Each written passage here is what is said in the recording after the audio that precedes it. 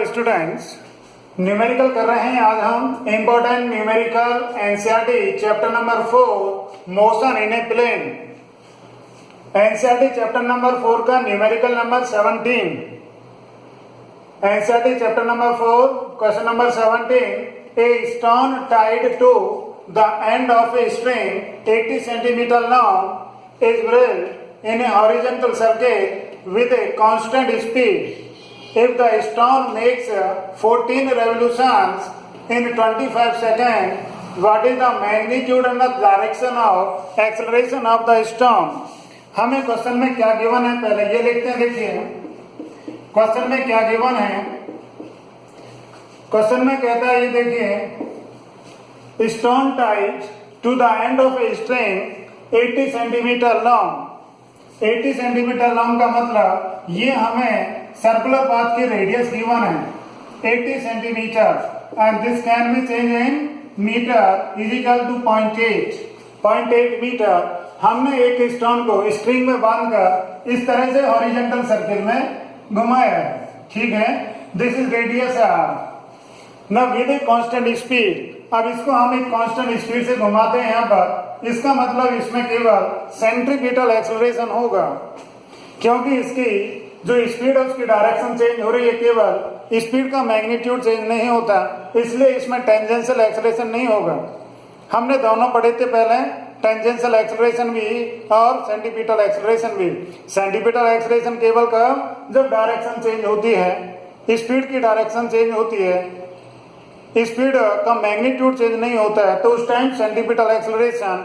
और यदि स्पीड का मैग्नीट्यूड भी चेंज होता है तो फिर उस टाइम फिर क्या होगा, टेंजेंशियल एक्सेलरेशन भी बनता है। यहाँ पर एक कांस्टेंट स्पीड है, इसका मतलब केवल सेंटीपिटल एक्सेलरेशन होगा ना। क्वेश्चन में कहता है the stone makes 14 revolutions in 25 second. 14 revolutions 25 second में बनाता है। तो हम जानते हैं फ्रीक्वेंसी होता है, frequency is equal to number of revolutions per second. एक सेकेंड में कोई भी बॉडी कितने रेवोल्यूशंस बनाती है उसको कहते हैं फ्रीक्वेंसी। तो यहाँ पर फ्रीक्वेंसी क्या हो गया हमारा, 14 रेवोल्यूशंस हैं 25 सेकेंड में। तो ये इस बॉडी की हमारी फ्रीक्वेंसी आ जाती है। फ्रीक्वेंसी की यूनिट पर सेकेंड लिखते हैं या हर्ट्ज भी लिखते हैं, ठीक है। इसके बाद क्या कहता है क्वेश्चन में, what is the magnitude and the direction, ठीक है, किसका, एक्सेलरेशन। तो यहाँ पर कौन सा एक्सेलरेशन है, सेंटीपिटल एक्सेलरेशन होता है। अब सेंटीपिटल एक्सेलरेशन हमारा दो फॉर्मूले, तो ये होता है v square upon r। v हमारे पास नहीं है यहाँ पर, बट हमारे पास क्या फ्रीक्वेंसी, इस फ्रीक्वेंसी से हम ओमेगा एंगुलर वेलोसिटी निकाल सकते हैं। तो यहाँ पर हम लिख सकते हैं this v is equal to r omega होता है, तो this can be written as r into omega square. और this is ac centripetal acceleration. ac is equal to कितना बनता है, दिस इज r की वैल्यू रख दें हम 0.8। ओमेगा की वैल्यू हमारी कितनी, ओमेगा होता है 2 pi new. Omega is 2 pi new. Omega is angle upon time होता है, और 1 अपॉन टाइम को फ्रीक्वेंसी कहते हैं। एक टाइम पीरियड के अंदर जो पूरा एंगल घूमता है दैट इज 2 पाई, और 1 अपॉन टी इज फ्रीक्वेंसी। ना वैल्यू रखते हैं इसकी भी, तो दिस इज 0.8 और 2 पाई का मतलब 2 इंटू 22/7 इंटू, ठीक है। फ्रीक्वेंसी कितनी हमारी यहाँ पर, frequency is 14 upon, this is 14 upon 25 this whole square. हमारी रेडियस की वैल्यू 0.8, ओमेगा की जगह पर हमने 2 पाई न्यू रख दिया, 2 pi nu whole square, this is 0.8, pi is equal to 22/7 और फ्रीक्वेंसी हमारी कितनी 14/25।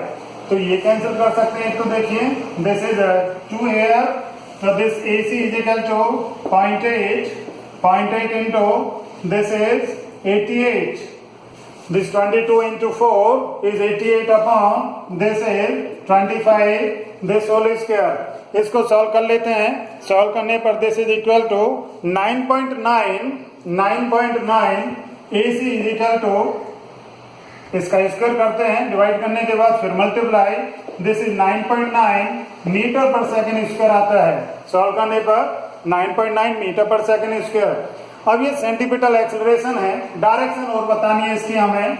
मैग्नीट्यूड तो हमारा कितना 9.9 and direction is along the string, direction along the string, किसकी डायरेक्शन, सेंटीपिटल एक्सेलरेशन की direction along the string and towards the center of the circular path। तो ये इसकी डायरेक्शन हो गई और ये इसका मैग्नीट्यूड 9.9। तो इस तरह से आप कर सकते हैं, ठीक है। Next question NCERT 4.18 an aircraft executes A horizontal loop of radius 1 kilometre with A study speed of 900 kilometre per our, then compare its centripetal acceleration with acceleration due to gravity given g is equal to 10 metre per second square. हमें इस aircraft का क्या करना है, centripetal acceleration due to gravity से compare करना है। तो पहले इसमें गिवन लिखते हैं। गिवन क्या है, देखिए गिवन दिस रेडियस गिवन है हमें see, radius is how much 1000 metre, kilometre में गिवन था 1000 metre, and speed is v is equal to this 900 kilometre per hour. इसको हमें क्या करना है, मीटर पर सेकंड में चेंज करें तो दिस इज 5/18, 5/18। तो दिस इज 900 का मतलब 9 into 100, तो दिस 9 2 जा 18 और दिस इज 250 हियर, तो this can be written as 250 metre per second. तो स्पीड कितनी आई, 250 मीटर पर सेकेंड। क्या करना है, centripetal acceleration. We know that centripetal acceleration AC is equal to v square upon r होता है। Centripetal acceleration v square upon r, therefore this AC is equal to v की value रखें, this is 250 square upon radius, radius is how much 1000 metre, this is 1000 metre. तो ये आप लिख सकते हैं कितना, दिस इज 25 into 25 is 625 मैंने लिख दिया एक तो, और दिस इज 100 मतलब 10 का स्क्वायर 100 अपॉन दिस 1000, तो this can be written as this is 6.25, ठीक है। देखिए दिस इज हियर कितना लिखें, दिस इज 62.5 कितना metre per second square. Now question में कहता है हमें कंपेयर करना है, एक्सेलरेशन ड्यू टू ग्रेविटी से इसको कंपेयर करना है। तो दिस इज 62.5 अपॉन जी हमें गिवन था क्वेश्चन में 10 metre per second square, then this is equal to 6.25 metre. Unit नहीं लिखेंगे अब कोई भी, क्योंकि यूनिट दोनों की एक जैसी हो गई है, इसकी भी मीटर पर सेकेंड स्क्वायर, इसकी भी मीटर पर सेकेंड स्क्वायर, दोनों यूनिट कैंसिल हो जाती हैं। तो ये हमारी वैल्यू आई, दोनों की रेशो की वैल्यू आई है हमारी। क्या किया हमने, केवल सेंटीपिटल एक्सेलरेशन का formula v square upon r, v की वैल्यू हमारी 250, तो जैसे 250 का स्क्वायर हमने कर लिया, 25 into 25 तो 625 जानते हैं, दिस इज 100, दिस 1000, तो ये दो जीरोस कैंसिल, तो दिस इज 62.5 हो गया, and this is now divided by g, compare करना था तो divided by g equal to this 6.25। तो इस तरह से कर सकते हैं। Next question is chapter number 4 का 31 number. A cyclist is riding with a speed of 27 kilometre per hour as he approaches a circular turn on the road of radius 80 meter. He applies brakes and reduces his speed at constant rate of 0.5 meter per second square. Then what is the magnitude and the direction of net acceleration of the cyclist on the circular turn?